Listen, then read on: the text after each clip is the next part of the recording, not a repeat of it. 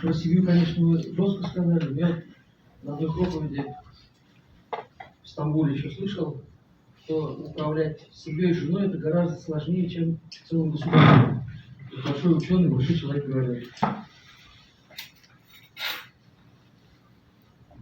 И на самом деле многие аспекты нашей биологии должны браться из Корана.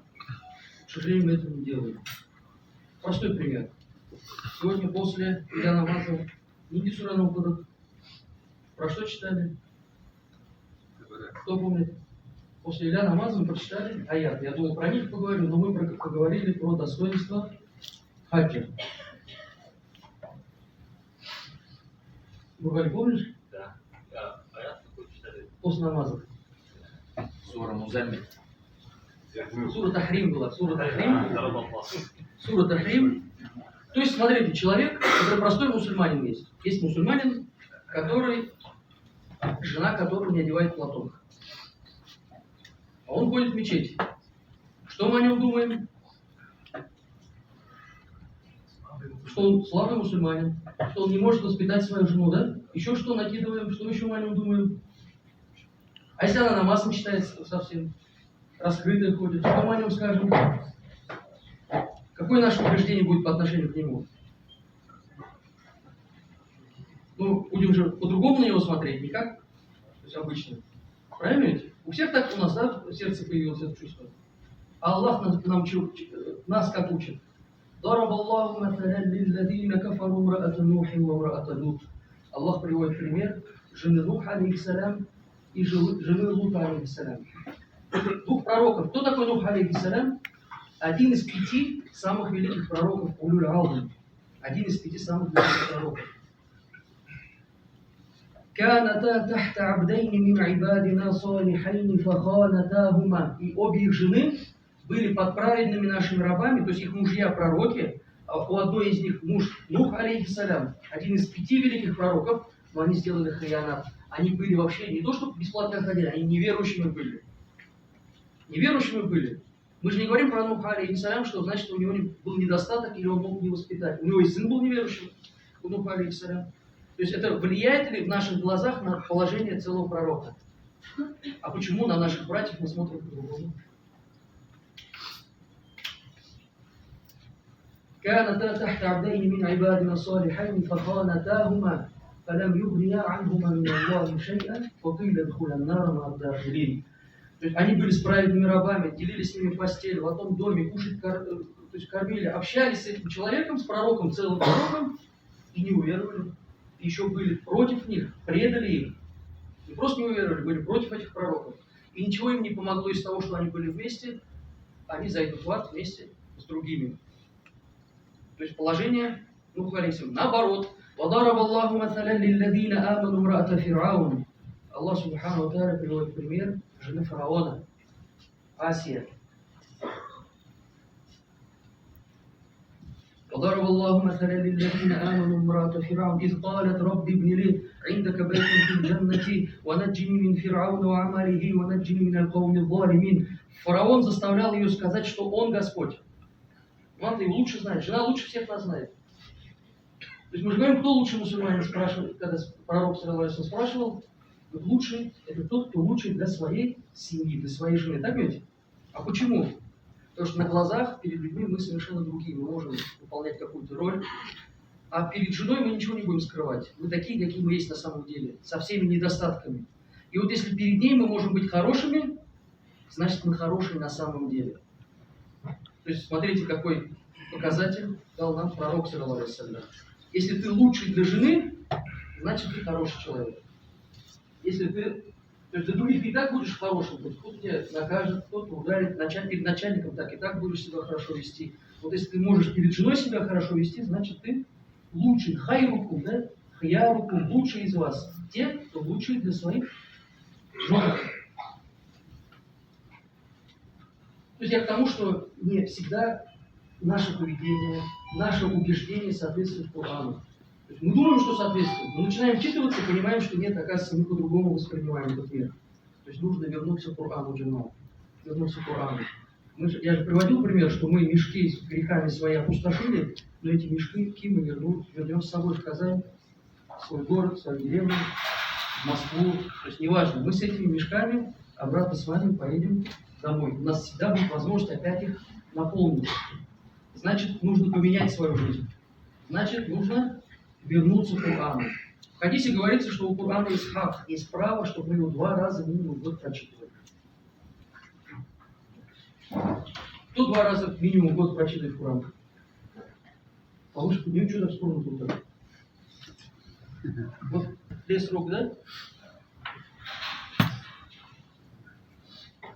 То есть, если про великолепный век спросить, все, наверное, смотрели, да? То есть, сколько уйдет времени, чтобы прочитать 1 страницу из Корана? 1 страницу из Корана. Вот примерно представьте, сколько вы читаете по слогам страницу из Корана. Пусть будет 5 минут. Очень медленно читая. Я по себе сужу, например, я буду 1,5 минуты или минуту читать страницу. Если очень медленно читать, то это будет 5 минут. 5 страниц, если вы в день прочитаете, сколько у вас будет? Максимум 25 минут. 20 минут, 25 минут. Максимум. То есть можем мы из 24 часов вырвать 20-25 минут, чтобы прочитать 5 страниц. Если мы прочитаем 5 страниц, сколько будет? Сегодня 5, завтра 5, через 4 дня мы прочитаем джуз. Целый джуз. В год мы прочитаем с вами ровно 3 хатма, 3 раза Коран полностью. То есть не 2, а целых 3. То есть можем ли это сделать?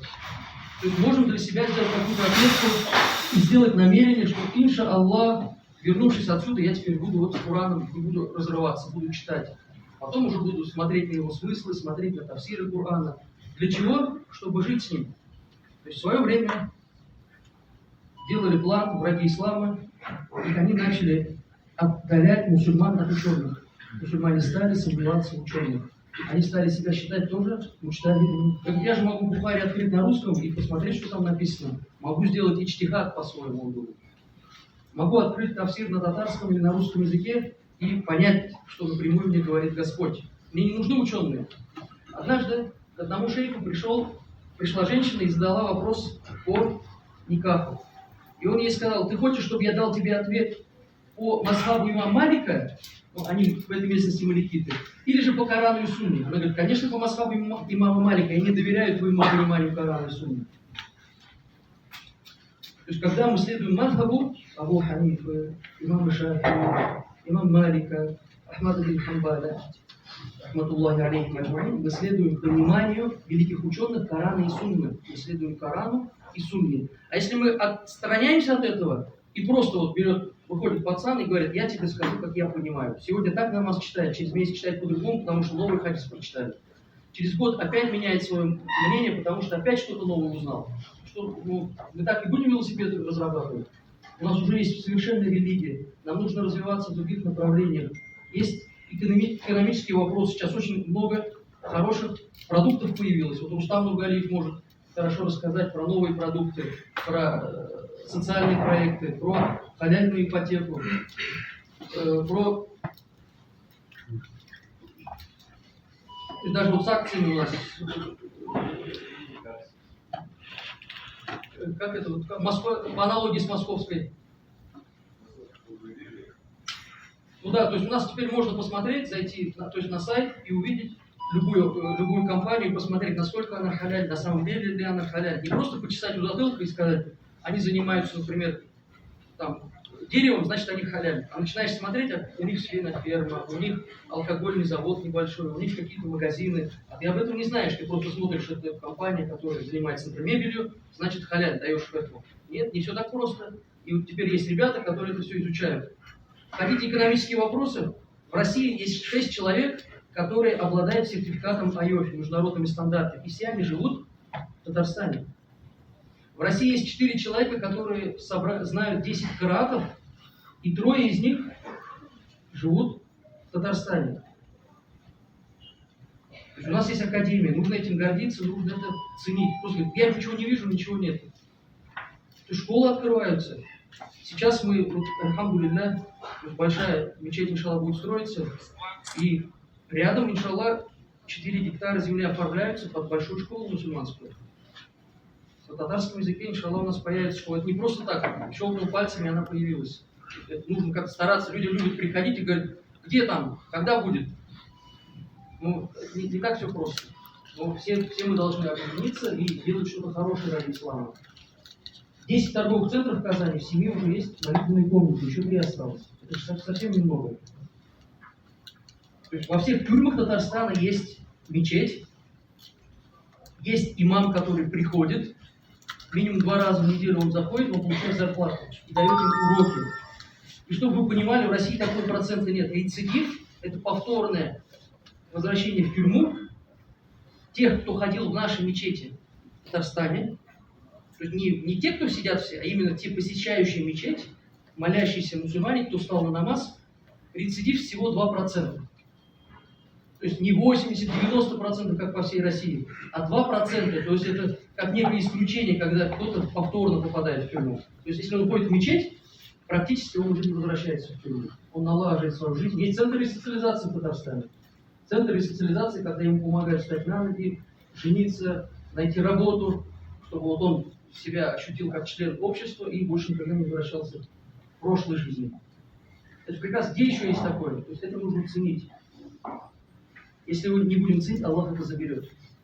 Это правило подобно правилу физики. Откуда мы его знаем? Потому что Аллах говорит в Коране: «Лаин шакартум ла азиданнакум». Если вы будете благодарить, я вам увеличу. Мафхум мухалиф. Если не будете благодарить, я у вас это заберу.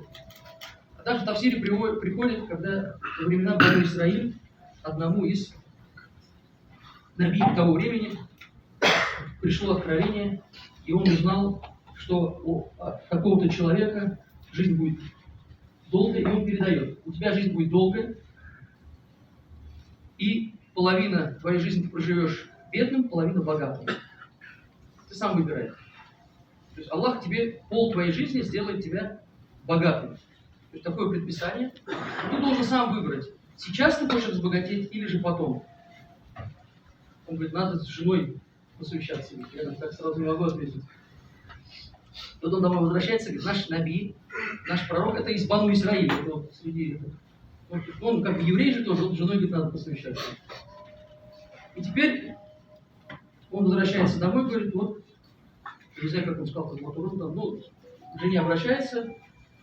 Теперь наш пророк так сказал, что моя жизнь будет долгой, половину я проживу богатым, половину бедным. Вот я думаю, что если хочешь спросить меня, то мы сейчас бедные, лучше сабр сделать, потерпеть, потом Аллах даст баракат, мы разбогатеем, будет гораздо приятнее, нежели после богатства стать бедным. Вот ты сейчас разбогател, потом резко обеднел. Хуже же? В 2 раза хуже. Поэтому давай лучше мы сейчас потерпим, нормально живем, все хорошо, а потом разбогатеем и будем наслаждаться. Говорит: погоди, он тебе сказал, что у тебя жизнь долгая будет. Я же тоже хочу увидеть. Ты мне такой гарантии не давал? Я говорю: сразу хочу. И он делает дуа, различные причины, баракат приходит, и он богатеет быстро. Быстро богатеет, пришел баракат, то есть все хорошо. Но что он делает?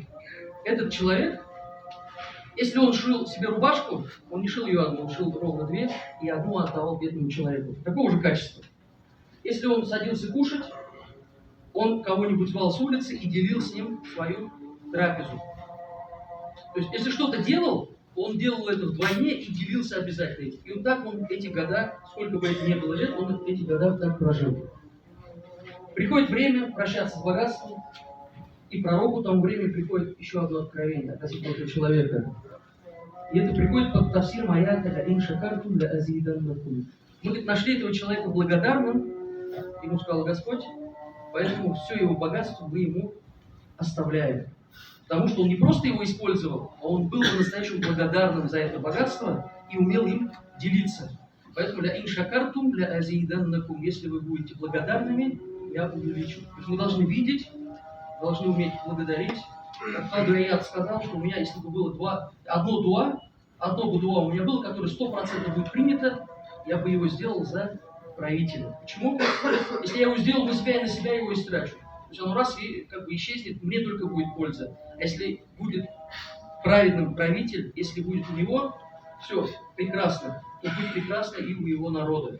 Поэтому, если бы у меня была такая одна дуа, я бы сделал ее обязательно за своего правителя. Поэтому нужно и правителей, тех, кто рядом, женам, мужей уметь ценить. Мужьям жен на самом деле сложно. Однажды вот муфти 4 мазхабов Али Хайдар Хасхави, он один день решил подражать жене. Он тоже все остался дома, все собрал все вещи, говорит, вот я сделаю все, что она делает по дому. Еду приготовлю сам, постирать пошел. Ну, то есть весь день занимался работой, которую делает жена, как ежедневно практически. Он настолько устал потом, то есть она куда-то уезжала, то есть он настолько устал, что в последующем, когда день стирки у нее был, то есть, оказывается, раньше же не машина там собиралась, день стирки был, он не просил у нее еды, он отдельно кушал лепешку там с чем-то, то есть не просил, чтобы она готовила, потому что день стирки у нее. То есть настолько он прочувствовал ее состояние. Поэтому работа женщины очень сложная. Ты просто дома сидишь, работа мужчин еще сложнее. То есть какая ошибка бывает? Женщина на свадьбу идет куда-нибудь, так накрасится, что еще жениться опять на ней охота.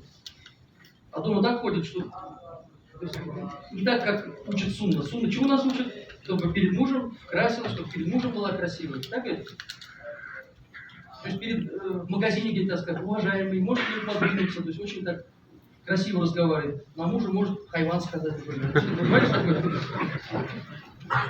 Поэтому нужно ценить друг друга, учиться. Мужьям, женам вернуться к Корану, жить Кораном, читать Коран, изучать тафсир, ходить на уроки Корана, читать его. То есть, если человек не может его читать, как он его будет понимать? Как он будет им жить? Если вы даже не понимаете, все равно нужно читать, потому что Коран, шифау или мир, это лекарство для верующих. У нас есть сердце, у нас есть душа. Вот сейчас мы поедим, иншаллах, потому что желудок у нас просит, он пару раз в день начинает звонить в колокола, я хочу кушать. Душа, она тоже просит, человек не понимает, чем ее накормить. Она просит намаза, она просит Корана, просит айбадата, просит дуа. Если мы этого не дадим в нашей душе, она начинает плакать. И тогда человек или спиртным это тушит, или же наркотиками, или еще чем-то. Потому что душа плачет, он не может выдержать этого.